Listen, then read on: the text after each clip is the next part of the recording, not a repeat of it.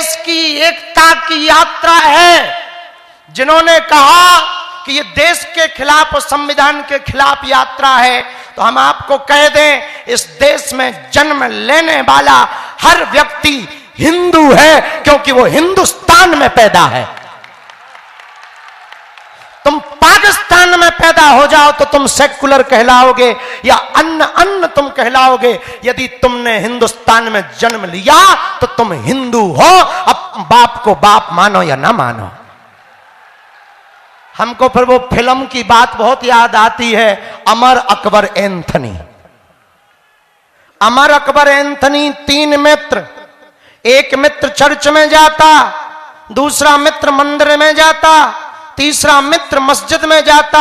मस्जिद वाला मस्जिद में नमाज पढ़ता, मंदिर वाला मंदिर में पूजा करता, चर्च वाला चर्च में प्रेयर करता और जिंदगी जीता।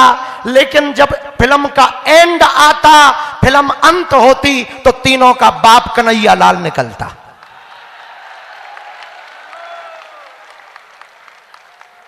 बताओ, जिंदगी निकल गई। मस्जिद जाते उसकी जिंदगी निकल गई, चर्च जाते हुए, पर जब खोजा सारा जहां तब पता लगा कि अपना बाप यहां। हम कहना ये चाह रहे, जो अन्य लोग अपने, जो भी भारत का व्यक्ति अपने आप को हिंदू नहीं मानता, भैया कोई दिक्कत नहीं है, सनातनी तो मान ले। और सनातनी नहीं मानता तो भारत में तू रहता काहे को है? तुम्हें हिंदू से दिक्कत है, सनातनी हो जाओ। भारत तो सनातन का देश है कि नहीं? प्रभु श्री राम का देश है कि नहीं? भगवान कृष्ण का देश है कि नहीं? तो तनातनी है कि सनातनी? तो जो पैदा होगा वो तनातनी लिखेगा या क्यों लिखेगा सनातनी? क्योंकि सनातन के देश में जन्म लेने वाला सनातनी है। और जो नहीं लिख रहा तो उनके लिए बड़ी दूर नहीं है, लाहौर पकड़ लो। आपको हम ये भड़काऊ वाली बातें नहीं कह रहे हैं कि अपन को एकता करके किसी को मारना है ना। एकता करके यदि भारत हिंदू राष्ट्र बनेगा तो भारत में हिंसा नहीं होगी। भारत हिंदू राष्ट्र बनेगा तो गाय माता सड़कों पर नहीं, गौशालाओं में या गौ भक्तों के घर पर होगी। भारत हिंदू राष्ट्र बनेगा तो कोई तुम्हारे ग्रंथों को नहीं फाड़ेगा।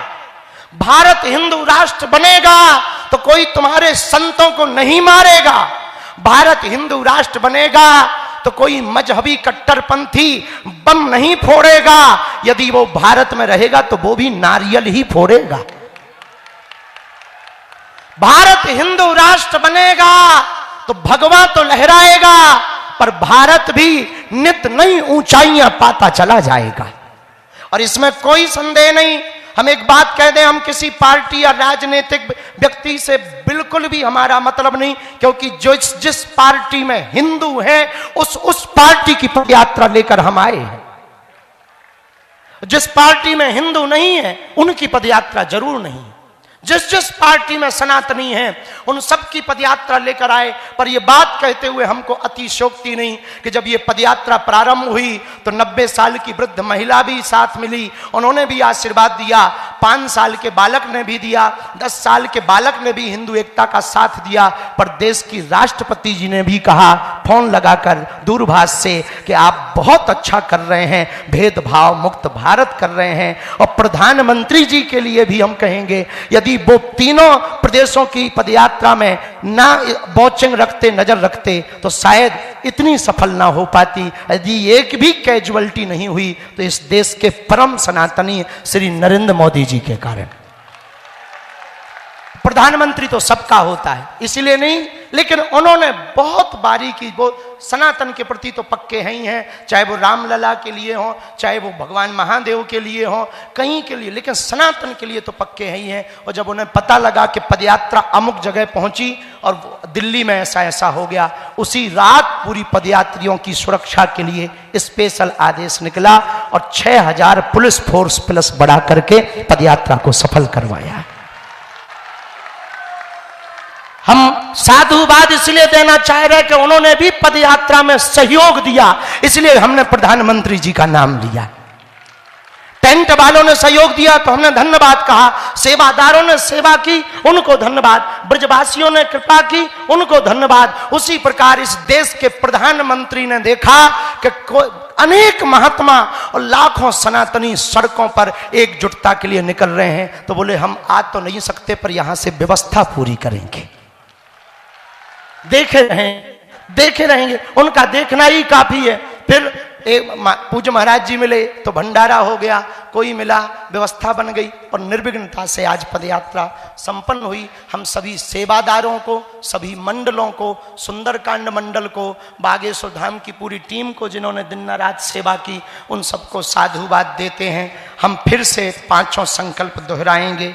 यदि आप वो संकल्प करना चाहें, कर रहे हैं और करेंगे ही, तो दोनों हाथ उठा लें। पहला संकल्प है जुड़ो और जोड़ो। बोलो जोर से। 5-5 परिवारों को हम लोग जोड़ेंगे। दूसरा संकल्प है भगवा अभियान। अपने घरों पर एक एक धर्म ध्वज लगाएंगे। तीसरा संकल्प है साधु संतों का कमंडल और बागेश्वर धाम का या कोई भी मंडल, हनुमान जी का मंडल, ये बना करके कहो, ये बना करके हम हिंदुत्व के लिए कार्य करेंगे। चौथा संकल्प घर वापसी अभियान।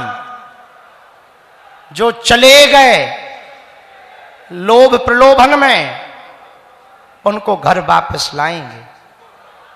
पांचवा संकल्प है संपूर्ण भारत के देवालय, तीर्थ, मंदिर और मंदिरों के आसपास बैठे भगवान, वहां नहीं रहेगी मांस मंदिरा की, वहां नहीं रहेगी मांस मंदिरा की। ये पांचों जो भी कार्य करें, यदि आप हमारे धाम पर आकर के बताएंगे तो हम आपके लिए हर वर्ष एक 15 दिन का सत्र धाम पर रखेंगे और आपके कदम से कदम मिलाकर चलेंगे। ये संतों के साथ आपके यहाँ कोई भी विपत्ति आती है तो हम सब संत उस स्थान की चर्चा पूरे भारत तक पहुंचाएंगे। बस ये 5 संकल्पों को आपको पूरा करना घर जाकर, और प्रेम पूर्वक इकट्ठे नहीं जाएंगे। अभी 2 मिनट रुकेंगे, इकट्ठे कोई नहीं जाएगा। हनुमान चालीसा पढ़ करके जाएंगे। प्रसादी भंडारा बगल में है जो हमें सूचना दी गई, और हम थके नहीं हैं, बढ़िया हंस रहे हैं। अब चिंता ना करो, स्वास्थ्य बिल्कुल ठीक है। कल से ही हमको 300 बेटियों की शादी की तैयारी करनी है, क्योंकि 15 फरवरी को कन्या विवाह है। तो पदयात्रियों को, मंडलों को हम धाम पर मिलेंगे। जब आप लोग यहां से घर पहुंच जाएं, धाम पर आपको यदि आना है तो हम फरवरी में वही मिलेंगे, चिंता ना करो। और 300 बेटियों का विवाह करवाएंगे। तो हम अगले काम में लगे गए हैं, तुम बिल्कुल चिंता ना करो। और ये काम भी भव्य दिव्य है, वो होगा। हमें हनुमान जी पर भरोसा है, क्योंकि उसमें भी हिंदू एकता है। सभी समाजों की मातृ पितृहीन बेटियां उसमें आती हैं। एक सूचना ये है कि द्वार पर बहुत ज्यादा भीड़ बढ़ रही है, तो इकट्ठा उठ करके नहीं जाना है, एक एक करके जाएं, क्योंकि अंत भला तो पूरी पदयात्रा बढ़िया हो गई। अगर अंत में कछु गड़बड़ हो गई तो ज्यादा गड़बड़, इसलिए बहुत सरलता से जाना। और हम सब पुनः किसी मोड़ पर मिलेंगे, पर ब्रज में हम सब आते रहेंगे। दास तो आते ही रहेगा, ब्रजवासियों ने चूंकि आज्ञा दे दी है। हम सभी महापुरुषों के चरणों में, शासन प्रशासन को भी धन्यवाद। एक बार जोरदार ताली बजा करके पुलिस प्रशासन का, मीडिया का, यूट्यूबर का, जिन्होंने बहुत कार्य किया, जोरदार ताली बजा करके उनको धन्यवाद दे दीजिए। सभी पदयात्रियों के लिए सभी ब्रजवासी ताली बजा करके साधुवाद दो कि वो इतना चल करके आए तो हम भी। अब हनुमान चालीसा के पाठ के लिए हम सब, अब तो पहले ही तुम तो खड़े हो गए, खड़े होने की जरूरत ही नहीं है। हम सब हनुमान चालीसा का पाठ गाएंगे। भैया आप, एक भैया तो वहां पर महाराज जी के पास में माइक पहुंचा दो। हाँ जी महाराज जी आज्ञा हो, तब तक हम सामूहिक अर्जी लगा दें, हम कल कह दिया।